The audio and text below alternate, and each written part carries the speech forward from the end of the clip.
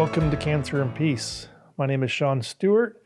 I'm here facilitating discussion with my good friend, brother, cancer survivor Pete Scalzo. He's been on an 18-year cancer journey, and we're going to dive into another topic today.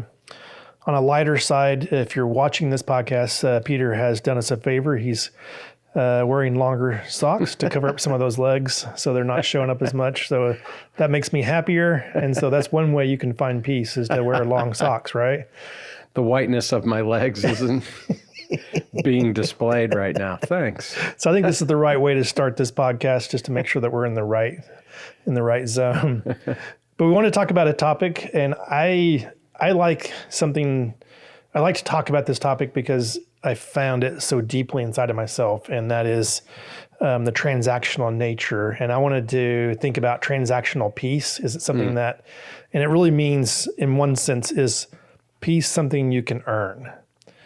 Can you work your way to peace, or is it found in a different way? That's kind of the way I wanted to approach transactional. And I'll kick off the, something that just has stuck with me for a lot of years in the marriage context.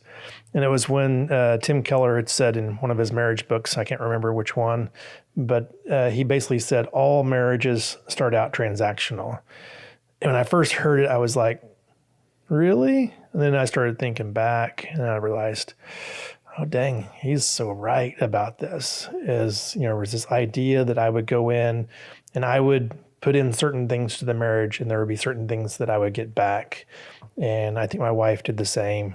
And a great marriage, though, at some point in time, it moves from being transactional to where both parties are in a covenantal love relationship, and they're working out of love, and that's great marriage. And I have a sense that peace is probably something in that same space when it comes to finding peace. And so I'm looking here at my brother Peter, and I'm saying, hey, in your cancer journey, did you approach it in finding peace transactionally? Is there a time when you can think of that you saw that that's how things started with you in finding peace? I'm going to back up for just 1 second and have you comment on something in a little while. And you may not want to comment on this, okay. But as a Christian, as a follower of Christ, I'm told in the scriptures that when I surrendered my life to Christ, I had the great fortune of having the Holy Spirit inhabiting me. And one of the fruit of the Holy Spirit is peace, right? Is love, joy, peace, patience, kindness, and so forth. And the implication is that you don't have to manufacture it. It's just like a byproduct of that life, of that Spirit-led life, peace. So I just want to say that at the onset before I forget. That's good, yes. But I think definitely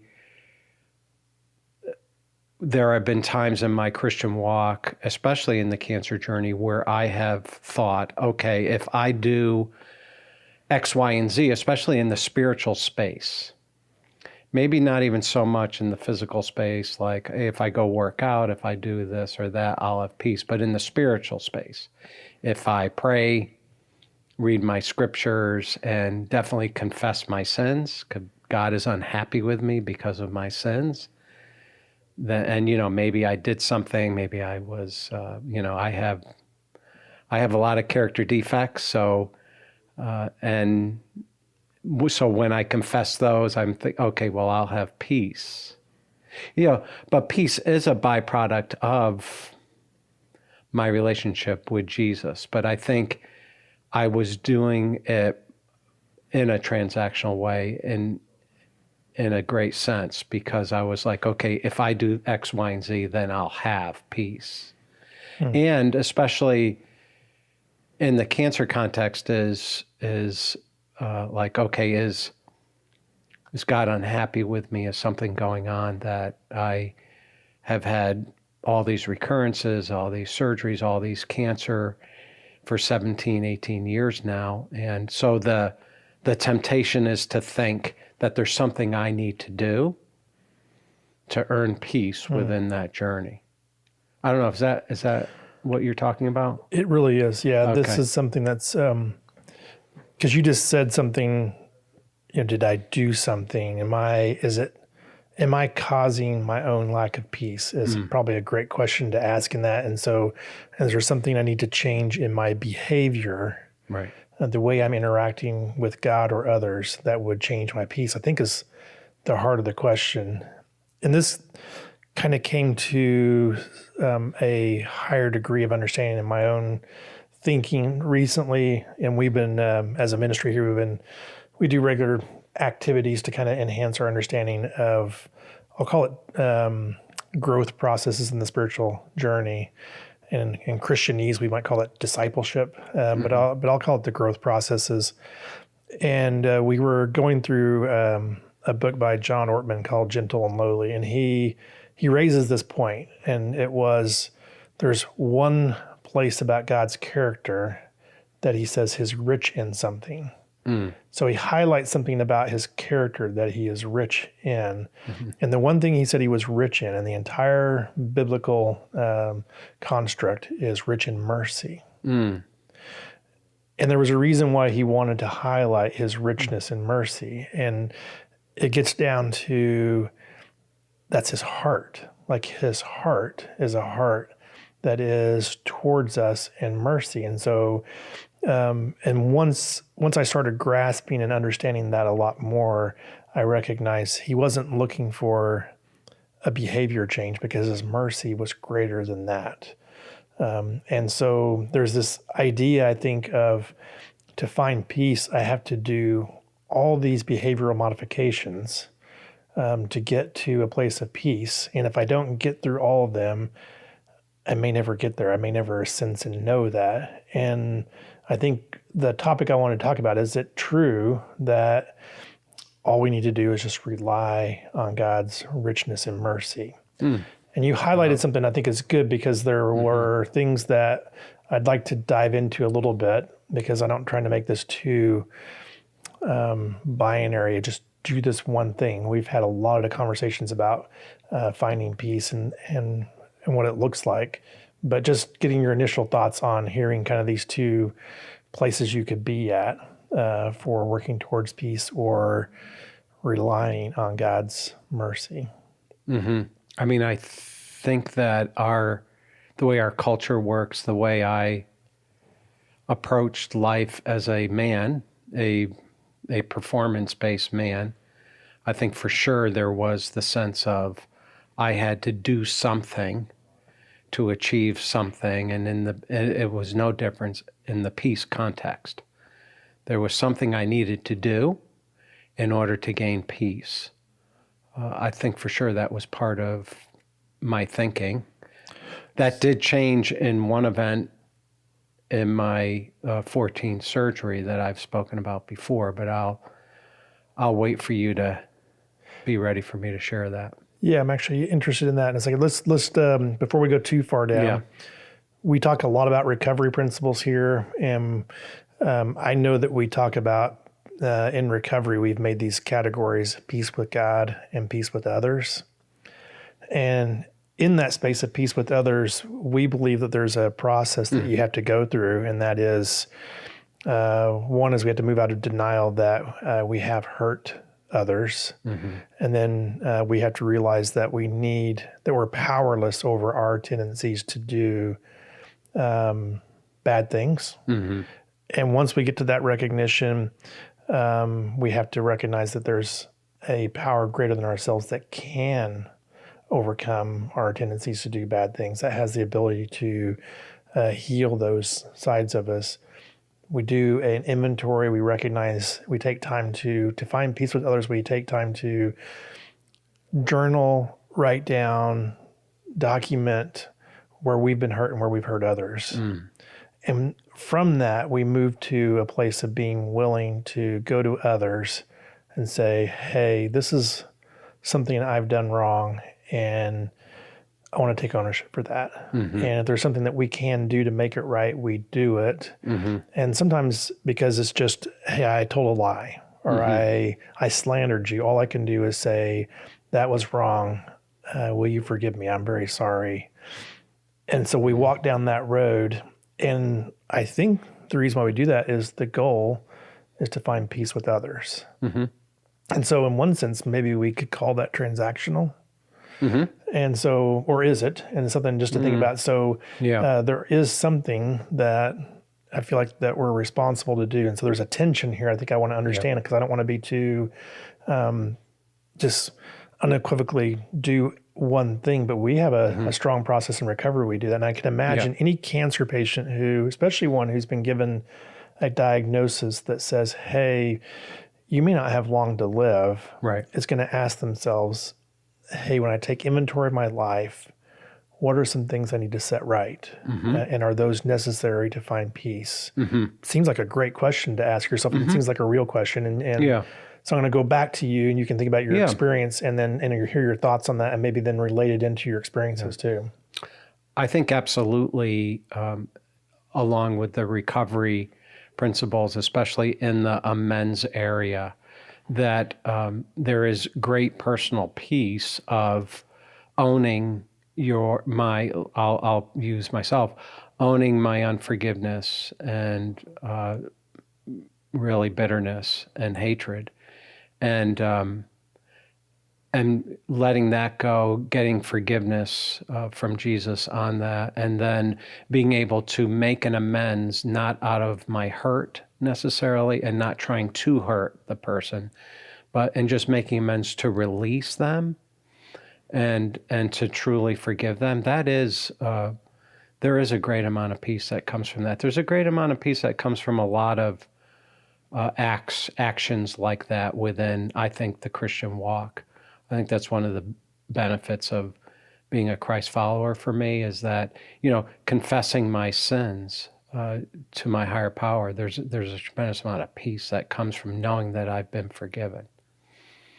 And I think the biblical record has a lot of characters who in their own volition, and I'll try to explain this a little bit better, but they are being chased, they are running from something, they are struggling with conflict, they're struggling with disasters or whatever, with prison, with whatever is going on, yet they seem to not only express their emotions in that whole process, but they seem to find peace even within the context of those situations.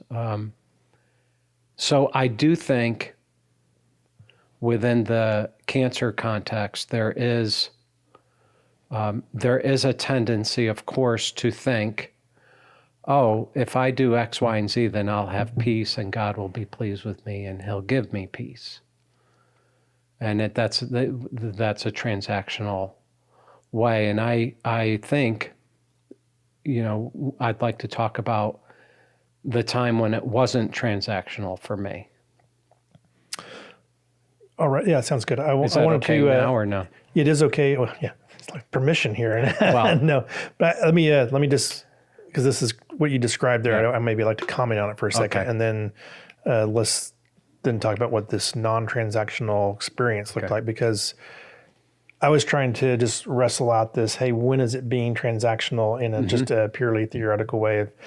And what I recognize is most of the time when I've done something, when it's harm that I've caused, and let's think about even a cancer patient who may have harmed themselves. Maybe their cancer is a result of their own self-harm in their life. That something about their cancer is tied to actions that they've had in their earlier years or something like that. And for a lot of us, our health, is consequences of bad decisions that some of us made. That's not all the cases. There are certain cancers. I know my mom had lung cancer. She never smoked in her entire life. Right.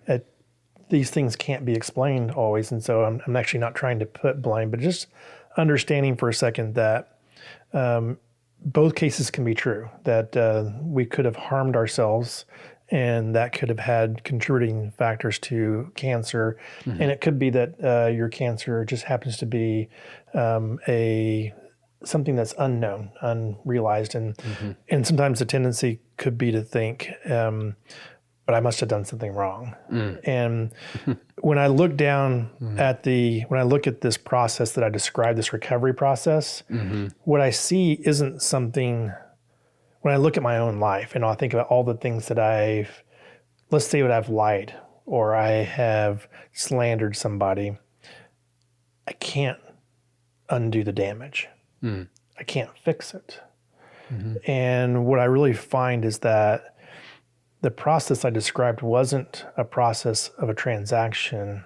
It was a process of learning to trust. In other words, if I'm willing to be honest about where I'm at, expose it, and say, I'm gonna expose that honestly, and especially to the person I've hurt. And then I'm gonna put whatever the outcome of that is, I'm gonna trust God with it. This is a trust exercise. And so while it looks on the surface like maybe it's transactionally, I'm fixing it, I don't have the power to fix it. I don't have the power to unlie or unslander or, there's many areas. There's certain areas that I can, if I've stolen something, I can, go back and repay. But I may not have the ability to repay even in certain cases. But you get my point is that I can't ultimately fix all the damage that's done. And by exposing it, I'm taking time to learn how to trust, because I'm saying I'm willing to put it into your hands, God, and whatever the consequences of that are. The goal of amends has never been about making sure the other person likes me when we get done. Right. It's always about freedom, but freedom seems like, well, how's it free to expose your wrongs? But the freedom comes in learning how to trust in God's rich mercy. That mercy that he's talking about is so rich that we can trust him with exposure of my greatest wrongs. And I think that's a process towards peace. And so now I'm going to throw it back to you. Wow. What is your experience that you're kind of wanting to put on the table, and just think about that? Hopefully I didn't mess that all up by what I just shared. No, it's really an amazing discussion about God's character being rich in mercy and then going through a serious cancer journey. It doesn't feel like God is rich in mercy when you're in the journey itself, and as you know, I was saying I have a PET scan Friday, so scanxiety is something that begins to crop up, and, what are they going to find and all that goes along with this journey. I was in a situation, I've talked about it a lot in the podcast because it was a sea change for my cancer journey. It was my 14th surgery down at Lenox Hill Hospital in the city with 3 surgeons, and it's where the cancer became metastatic. And it was back in 2015. And I talk about that surgery quite a bit because that was the journey I took through the whole grieving and loss, acceptance, and then this place of what I call walking in truth, or walking in sort of a newness of life and a new perspective on mortality and God and everything. It was really an amazing life experience that I went through. And so, but I remember one of the events that happened as a result of this major surgery that took 10 hours and being down there for about a month, and being in the despair of, I'm not going to live. I mean, that's basically what the message was. You have a 5% chance to live. And I remember that there was nothing transactional. I had already spent all my time shaking my fist, yes. Being depressed, yes. Being despairing, yes. Being the tough emotions were front and parcel and very real. It was fear, anger, and sadness. And I didn't offer anything of what you would say value back to God, like, oh, here's my offering. This is wonderful. So I'll get peace from you now. No.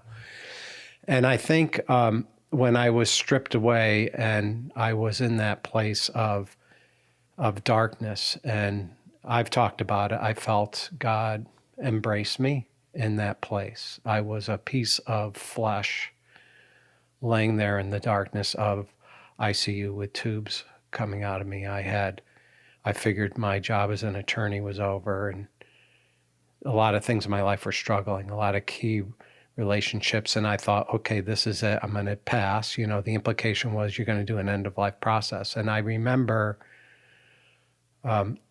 when God embraced me, and it was a pure rescue. That's how I labeled it. He actually rescued me emotionally. The physical was going to come, but it wasn't there yet, but emotionally and spiritually. And one of the things that he breathed into me, I believe through the Holy Spirit, was, it's a Romans 8 passage. I don't have it in front of me. But I'll just paraphrase. What it basically says is that nothing can separate you from my love in Christ Jesus, your Lord. And it was neither death nor life, nothing created in the heavens or below. Not shaking your fist at him? Not shaking your fist. Nothing that was created, nothing in all of the universe since time began and into as long as the future is eternity can separate you from my love. And it was so earth-shattering for me because it had nothing to do with me earning, performing, or doing anything. Nothing. And do you remember how you responded to that? Yeah. Well, I remember bathing in a pool of peace. Wow. He loves me. And if I pass during this hospital stay, it's going to be a beautiful thing. I'm in perfect peace right now with what he has for me. There was something about the concept of God's love that couldn't cease. It couldn't be buffeted anywhere. It was there no matter how I was going to respond. That gave me peace. That was a great description. I think that's amazing that you show, hey, your heart was not in an earning place at all, and God's rich in mercy came in and gave you peace. You and I both read a book called The Cure. And in The Cure, they write this great little narrative, and it's a path of life. You're going down this path of life, and you get to a crossroads, and the person is looking for peace, basically. And on the sign, one signpost says, pleasing God, with an arrow pointing to the left. And on the same signpost, there's an arrow pointing to the right that says trusting God. And the person thinks through the situation and says, hey, pleasing God sounds right to me. That seems like something I can do, and that would really help me on my journey. So they take this path and they go down to a great white building, and it's really well designed. And there on the doorknob is written right above the doorknob that you turn is a sign that says effort. And so the door is opened, the door of effort is opened, and you enter into something called the room of good intentions. And in the story, you can spend a long time in the room of good intentions, but peace never shows up. As that happens, the choice to go back down to that why and go to this other place, the trusting God route. And in that road, what is written above the doorknob is, I believe, grace. As you open the doorway of grace, what you find is a room full of people who stopped trying to please God and who, in that place, find great peace by trusting God. And I think that's really what we're talking about in this here, is that if you're on a cancer journey and you think that you're going to find peace by going out and doing all these things to try to make things better. And it could be whether it's in your medical journey where you're striving, or it's in your spiritual journey where you're trying to work through all these things to make things right between you and God, that there's something about looking to see, are you doing it to please, or are you doing it from a place of great love and trust? And you got to a place in your cancer journey where even as angry and as destroyed as you were, you moved to the from. Yeah, and the trust for me was taking that journal and in the rawness of the moment saying, I'm not going to live and I'm angry, upset, despairing, with a little, not a capital, but I have nowhere else to turn. My trust is in you, Jesus. I mean, I was a Christian a long time, and it was that part of me that said, I'm going to trust. And that started the whole process of going down the whole road of restoration for me and peace.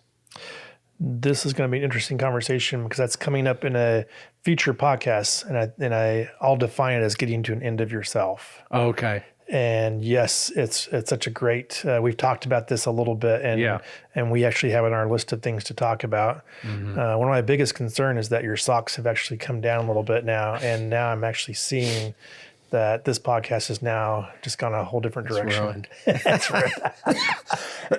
It's fixed. I know we like to have a lot of fun, and and hopefully, thanks, Sean. That was great. Yeah, hopefully people get a sense of just a little bit about transactional peace is not real peace. Right. And so even though we called it transactional peace, it isn't peace at all. Real peace comes from trusting and deep trust. And so that's really all I wanted to talk about today. You have anything else you want to add before we close out? That's huge. That's enough to chew on, I think. Thanks, Sean. I appreciate it. Well, thanks everyone else for joining us today. And if you want more resources, go to cancerandpeace.com. You'll see links to all kinds of presentations that Peter has done. You'll find his book there, and you'll find other resources that we rely on too in our own journeys of trying to find peace in our lives. So we look forward to seeing you at the next episode. Thanks.